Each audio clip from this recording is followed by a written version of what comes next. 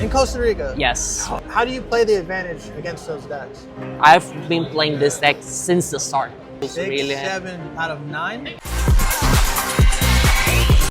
We're here at the offline regionals for Gundam 2025, and I happen to be sitting here with number 2 ranking out of hundreds and hundreds and hundreds and hundreds and hundreds of over 500 people. He flew all the way out here from Costa Rica, Yep. and he came and delivered. So I just want to get some insight from you, bro. You know, I'm a newer player. I've been playing for about 2 months. I'm only playing clan all the way until support comes out, Yeah. just to push myself and really learn the game better. What were some of the metas you were expecting to see the most of? What meta did you actually end up seeing in your pairing? You know, how do you overcome some of these more popular metas, and what do you avoid doing? So mainly I was expecting to see more 1-year war, that blue, green, ammo, char, that's really popular, and wing.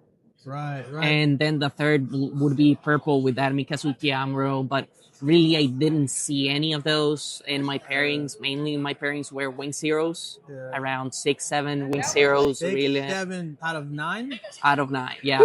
I think what I saw was an Epion deck player. Surprise.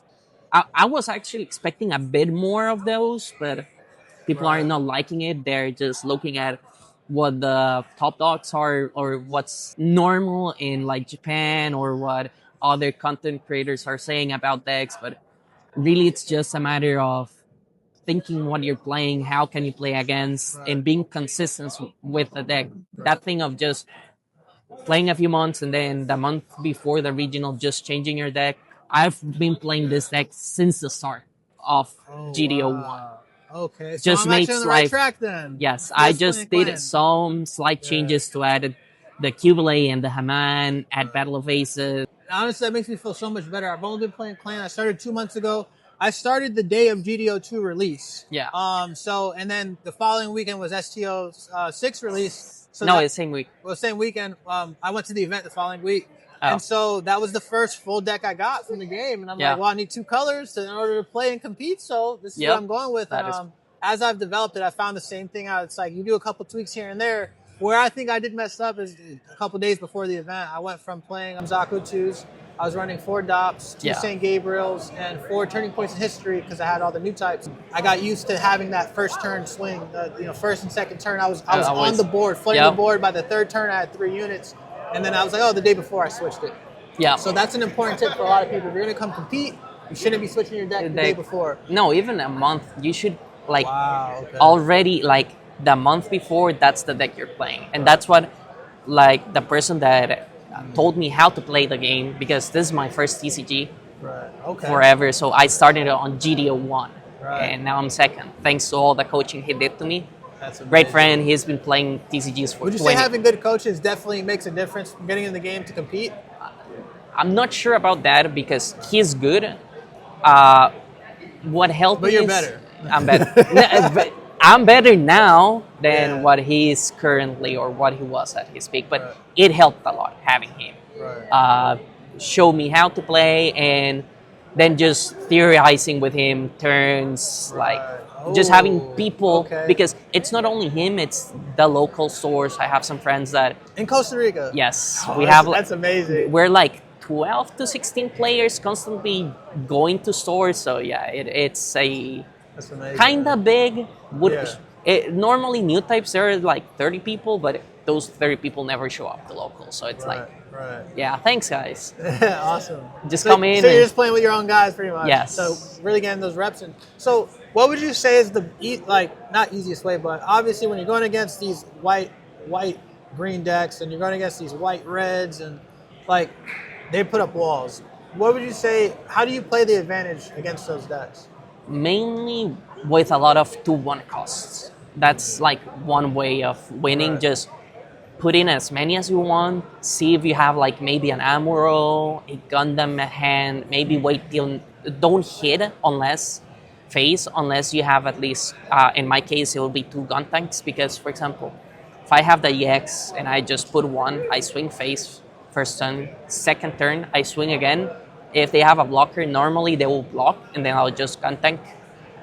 That's either 1 Rick Diaz less, or if I have 2 gun tanks, 1 Ilfrid less in my board, and I have now 2 bodies, while they only had 1 and they'll most likely had another one the next turn. But at that point, you have if I have an Amuro in hand with a Gundam like that curve, Right.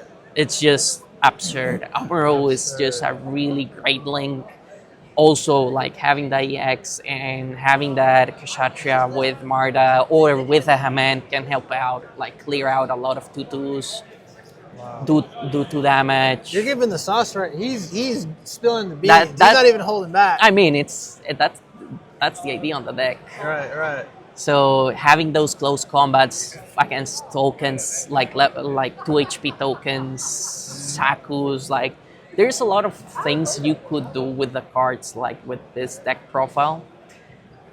Show of Resolve, it's funny because on Costa Rica they meme a lot of, because I always get a Show of Resolve in a game. Yeah. Like they even called it a Lutz of Resolve in there. Lutz Like Resolve. that's because I play it a lot. Right, Like right. normally before GDO 2 I was playing 4, but then I decided no, during like the start I was playing 4, but like 3 weeks ago I just decided no, I'm playing too many Haman cards and links, wasn't feeling that great, so I decided to just swap them out, put some more commands, put tiny units that I had already played. So you're running 3 now, Show of Resolve, or 2? 3. Okay. 3 Show of Resolve, 2 close combats, and 2 battle phases. Okay. That's like the command And, line. I mean, what should you avoid doing when you're going up against, walls of blockers, even if you're going up against another aggro? Because I hear from everyone, like, the number one thing to do with aggro is outpace. You have to outpace them. You Yes. can't let them take the board. That's how. Actually. So that's with aggro, but like with, let's say, I mean, you just brick and you're turn 3 or 4 against a wall of blockers. I mean, as long as they're not hitting my base, I'm happy. Right. Because And usually they're going to hold out for yeah, late game. and that's something funny about some blocker players, that they don't swing at your base because they don't want to lose that extra shield. But against anything blue, there's always going to be an Amuro or something that rests or pings. So Right, so they're going to lose a unit anyway. yeah, exactly. Or they don't like to block. Like blocking, even if you're gonna lose the unit, you're gonna still have one more shield, one more fighting chance against them. The issue is even if both units stay alive, that's a great trade. But even just like as long as you're not getting breached, like Right. it's worth it in my opinion, just getting that extra life. Okay. Because if you don't have a way to kill it in your turn, then what's the point of having the blocker?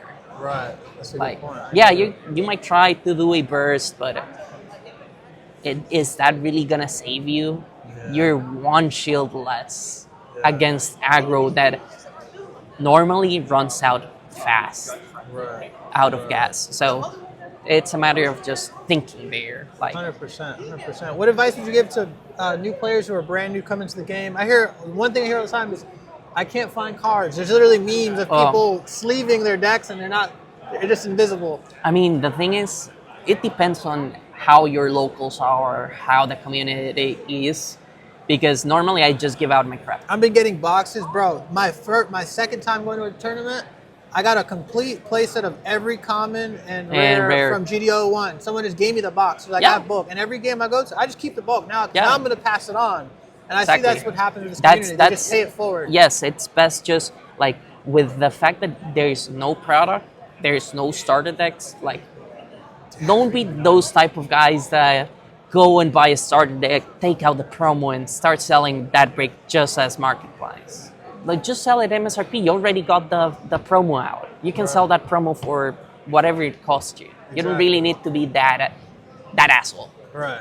There's a lot of people like that. So that just buy the things, keep the bricks, take out the promo. So that is just, don't buy market. Eventually everything's gonna come into play. Right. Maybe your locals, someone could let you borrow their deck. So that sounds like the normal experience. I mean, I'm talking every shop I've gone to. As soon as people find out I'm a new player and that I'm taking bulk, I have people I don't even know. They walk up to me. They're like, "Here, they're handing bulk, me stacks. yeah. They're handing me stacks and stacks of cards." I'm like, What do you mean you can't find cards? Just come to an event. Just And there's so many people who do loaner decks. I didn't know how big of a thing, even for Union Arena, Digimon. People are like, yeah, you know, if you want to. Some people walked up to me. I said, I'm playing Gundam. They're like, if you want to, we need a third player. I'll loan you a deck. I was like, yeah.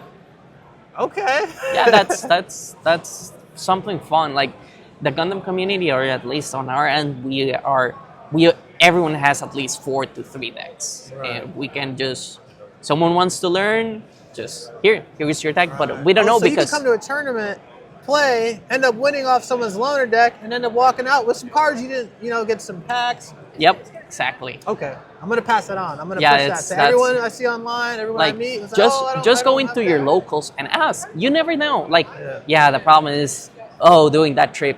Just if you want to know, learn. Just go to a local. Maybe someone's gonna loan you the deck.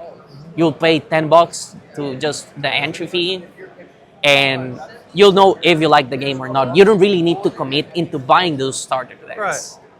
Now, the last thing I'm going to ask you, I appreciate you so much, Lutz.